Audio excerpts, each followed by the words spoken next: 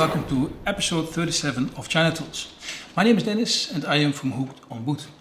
And in this episode I want to take a look at this pocket hole jig. It's Enjoywood XK4. And I reviewed a few pocket hole jigs over the last 2 years. And the first pocket hole jig I tested was this orange one. It looked good and there was a lot to like, but I could not recommend it because of the thin bushings. This smaller Yomo did pretty well and I rated it 4.5 stars. And for $36 I still think it is a lovely pocket hole jig. It uses a 9mm drill bit, which is slightly smaller than usual, but I could use them with my cracked pocket hole screws without any problems. The only point of improvement I could find is the clamping mechanism, which falls a bit behind. But considering the price of $36, it is a nice and smaller pocket hole jig. And I do not think you will find them better for the money. This blue XK2 Pocket Hole Jig I rated 4 stars. The construction is very well with a perfect fit and finish. And you can use it in its stand and as a small portable pocket hole jig, making it very versatile. And I rated it 4 stars because it is not cheap and it lacks dust extraction. But when you can live with that, you will love this XK2. And the last pocket hole jig I tested was this crack pocket hole jig. And it is undoubtedly one of the best pocket hole jigs I have, and I love the innovative design and ease of use. But you have to pay a premium price for this as well, because for 155 euros you cannot say it is a bargain. So when I saw this pocket hole jig on Banggood, I thought it would be interesting because it is a lot more affordable than the crack and does have dust extraction, which the XK2 lacks. So that is why I would love to review it. But before I take a closer look at this pocket hole jig, I want to demonstrate why a pocket hole joint is a better alternative than a standard screw joint. I wanted to measure the force it would need to break this connection apart. And this joint is with the standard screws, and the length of the screws is the same as with the pocket hole screws. And the force needed to break this connection is around 18 kg. And if you try the same with the pocket hole screw joint, we see we needed almost 30 kg of force to break this connection. So this should be the main reason why you should consider pocket hole screws instead of standard screws. And another reason could be that you can hide them in some situations where this would not be possible with standard screws. While making this outdoor kitchen, I used pocket hole screws everywhere where you could not see them, like the underside of the bottom and the connection at the top, because there will be a tabletop on it. And the last reason is that it works simply and fast. And because of this, I like to work with pocket holes. So let us go back to the Enjoywood XK4 Pocket Hole Jig. The packaging is excellent because it comes in 2 boxes and everything is protected very well inside.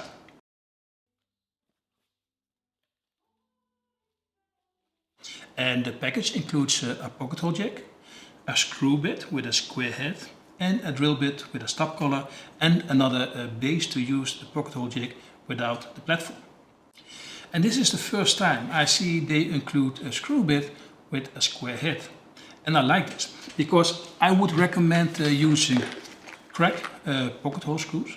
They are widely available in many different sizes, but they use square heads. So you do not have to buy an extra screw bit if you want to use crack screws. If you want to use a pocket hole jig, you must make a platform, making walking with it much more convenient. So before I started, I made a small platform, and this time I wanted to be sunken into the platform, which works out great. And at the end of the video I will show you how I managed to do that. But it fitted perfectly and nicely aligned with the pocket hole jig itself. The pocket hole jig is made from aluminum and looks good and sturdy. And the fit and finish are decent with no sharp edges. The XK4 is much broader than the XK2. And there are 3 drill guides, making it more flexible. And these drill guides are made of hardened steel and measure 2.2 mm. They are of good quality and the same as in the XK2, with which we have good experience. But all this comes at a price because this pocket hole jig is not cheap. So let us see if it's worth this price tag. For recording these videos I wanted to improve the acoustics in my workshop. So I tried to make some acoustic panels, and this was a perfect project for testing this Enjoywood XK4 Pocket Hole Jig. And with this project, the advantage of the 3 drill guide design was apparent. With the XK2, the 2 holes would be too close together, considering the width of the wood strips. And it's nice to have a few choices of how far you want to separate the 2 holes. Another great feature is that it includes a dust extractor port. Especially when you have to do a lot of drilling, as in this project, it will leave a mess without dust extraction. And the design of the dust extractor outlet is very simple, and you can change the direction of the port by unscrewing it. However, you have to unscrew 4 screws, so it is possible, but definitely not fast and easy. My festool hose and connection fitted perfectly into the dust port. But although you have dust extraction, it does not mean you will always use it. So I was curious how well it can dispose of wood chips. Even with a dust outlet, you can still make a series of holes, but removing the dust outlet would be better if you use it longer without dust extraction. The holes are big enough to dispose of the wood chips, so this pocket hole jig works perfectly with and without dust extraction. But I have to say that I was charmed by the solution that the orange pocket hole jig came up with to mount the dust outlet. A plastic inlay acts as a zero clearance insert and should make the pocket holes as clean as possible. I found the result decent to good, and I only had a better result with the Crack 720. But with some sanding there exists a perfect clean hole and connection.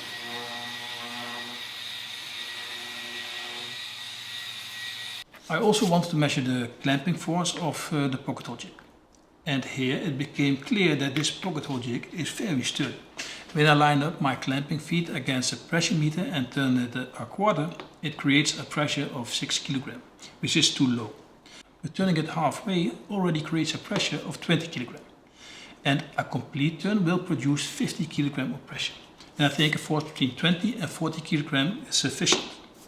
And this is good to know because turning it just 1.5 times already creates a pressure of 100 kg.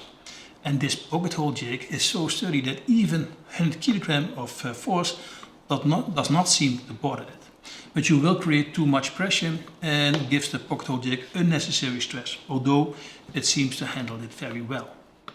And what I want to add is that you will notice the difference between a sturdy and less stable pocket hole jig when you use it. It makes clamping and unclamping a lot smoother with a sturdy pocket hole jig. And because we do that a lot, a sturdy pocket hole jig will feel like one of higher quality. At the drill guide side is a metric and an increment scale. And the numbers correspond with the thickness of the material you use. And on the platform there's also a scale. And this is to set up the drill bit and stop collar. But I have to say that I found the drill bit too high this way, so I prefer to set up the drill bit by myself, leaving it just a bit above the platform.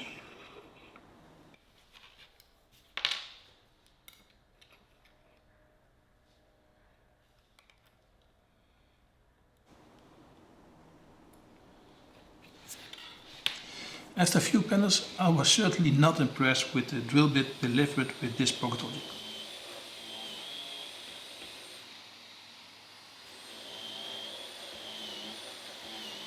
When I got the drill bit I usually use, drilling became easy again. And it is not so dull that it is impossible to drill, but it was just a bit smoother to work with my other drill bit. And also the golden color disappears pretty quickly, so I do not know the thinking behind this. And I can understand that this raises the question, which bit is that? But I have to owe you that answer. It comes from Banggood, but I don't know which one it is exactly. This pocket hole jig is sort of a hybrid version, and this means that you can use it in a stand, but it is also possible to place it in a portable disc. And this way you can easily use it flat on a piece of wood. And this makes this pocket hole jig very versatile because in both applications they work great. And also in the portable stand you can use the dust extraction. And by most smaller pocket hole jigs this is not the case. And I call it small in its portable base, but if you compare it to a normal sized portable pocket hole jig, you see it's not that tiny at all. But I do not see this as a disadvantage. And it is also much easier to set up than the average portable pocket hole jig. So although a hybrid version, I do not see compromises in both applications. I have finished 8 panels, which is probably not enough so you can already hear the differences, but I hope I have managed my acoustics before the next video. But I have to say that I enjoyed working with this pocket hole jig. I think it's a good quality pocket hole jig that will serve you a long time. It is sturdy and on the most critical points it performs excellently. And what I like the most is that you can use it as a standing device and as a portable device without compromises. And this is my scoring card.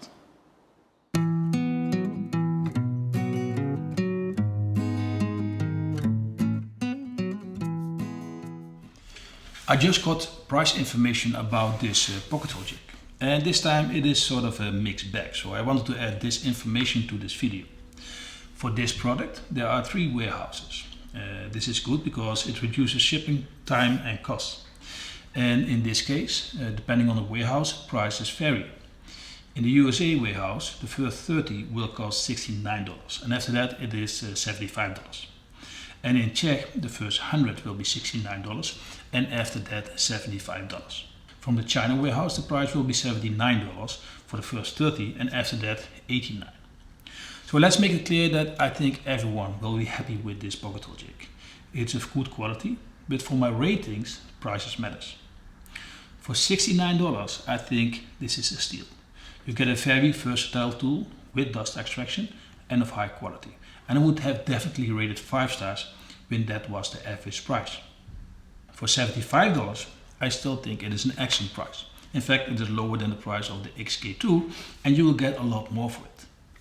For $89, I will not consider it too expensive because there's not that much more to wish for with this pocket hole jig, but I would have rated 4 stars.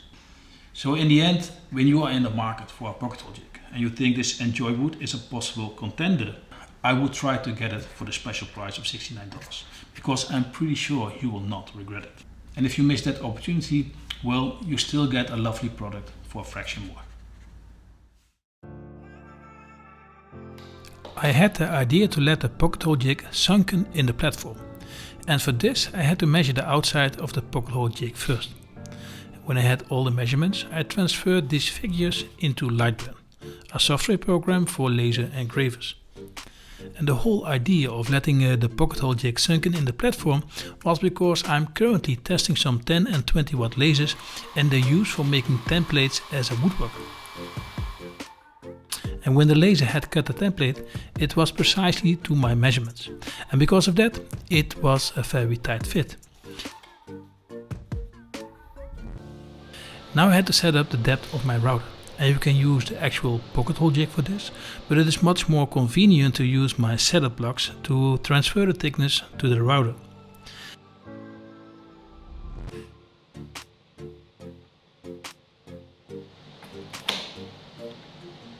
And after connecting the template, it's not that much effort to cut out the inside piece. And I cut out the outside lines first and then the inner part.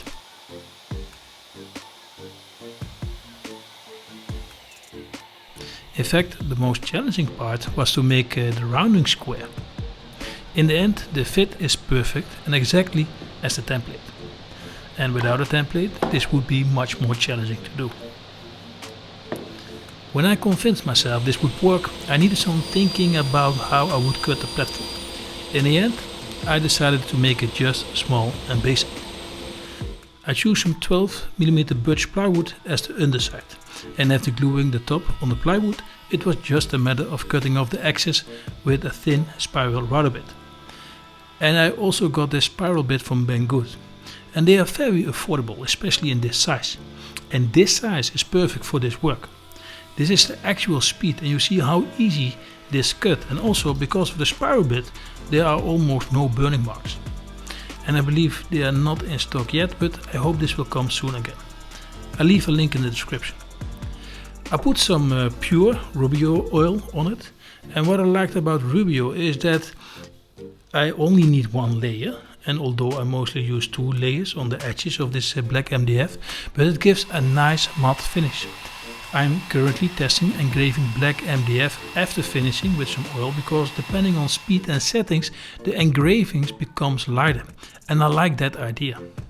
Ultimately, This was a failure, but I'm trying to master this.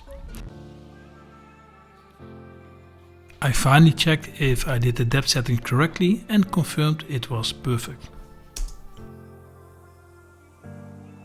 I decided to give it one extra layer of ruby oil, making the black MDF's edges lovely. And I'm very excited about how this turned out. And with a laser or templates, much easier to make than it would suggest. Well, we have already come to the end of this video. I hope you liked it. Let me know in the comments. I want to thank you for watching. Have a nice day, stay safe, and we will see each other next time.